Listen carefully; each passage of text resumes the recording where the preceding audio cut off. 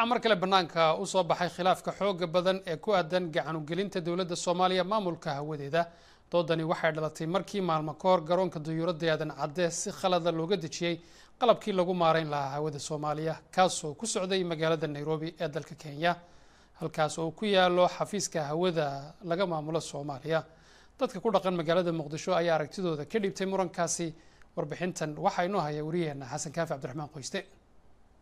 maamulka hawada Soomaaliya waxa uu gacanta dalka ka wareegay markii ay burburtay dawladdii dhexe ee Soomaaliya sanadkii 1991 qarnigii tagay, waxaana tan iyo xilliga maamulayay hay'adda qaramada midoobay dhinaca hawada u qaabilsan oo fariisin kaga dhigtay dalka Kenya.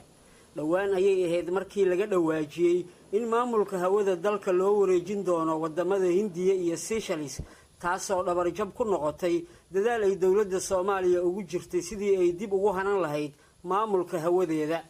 waxaa gegida aadan cadde laga dhisay taawar casri ah oo lagala soconayo dhaqdhaqaaqa hawada Soomaaliya, taasoo ay dad badani u arkayeen inay gogol xaar u tahay soo wareejinta maareynta hawada.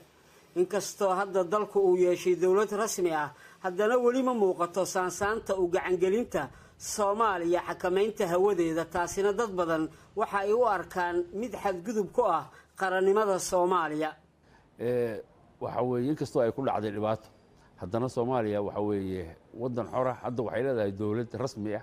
sidaa daraadeed waxay gaartay markii muddadii ay la wareegi lahayd hawadeeda iyadu maamuli lahayd, sababtoo waa dalgoba. waxayna ka mid tahay arrintaasi gobonnimada Soomaaliya. gobonnimada waxa la yiraahdo sovereignty loo yaqaan. dhawaan waxa ay aeroboortka aadan cadde ee magaalada Muqdisho ka soo degay qalab konteenaro ku jira oo la doonayay in lagu yagleelo xafiisyada lagala soconayo hawada, laakiin waxa ka daba yimid hadal kale oo lagu sheegay in qalabkaasi uu ku socday Nairobi, halkaas oo ay ku taalo xarunta laga maamulo hawada Soomaaliya. dad badan oo Soomaali ah ayaana arrintaasi cara ka muujiyay. Soomaalidu xaq bay u leedahay inay hawadeedii soo ceshato. dawladaha Soomaaliya ka faa'iideystay burburkiina waa inay fahmaan Soomaaliya way ka soo baxday qabrigii siyaasadda. mar hadday ka soo baxdayba shay walba halka uu jiraa bay ugu tegaysaa. in maanta qalabkii ummadda Soomaaliyeed lahayd oo muddo aan ku rafaadsaneen in gacanteena ku jirto, hawada Soomaaliyeedna ayna mar dambe laga xukumi karin gacan kale oo shisheeye ah. dadka ka daba qaylinaya ama dadka ajaanibta Kenyaanka u badan ee Nairobi fadhiya ee hawada Soomaaliya muddo maamulanayeen, waxaan dawladda ugu baaqayaa in sida u rasiyaha badan aan ku maamulno hawadeena Soomaaliyeed.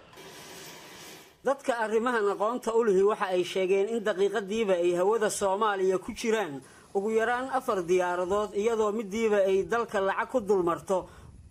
mas'uuliyiinta dawladda Soomaaliya u qaabilsan arrintan oo aanu isku daynay inaanu la xiriirno ayay inoo suuroobi weysay.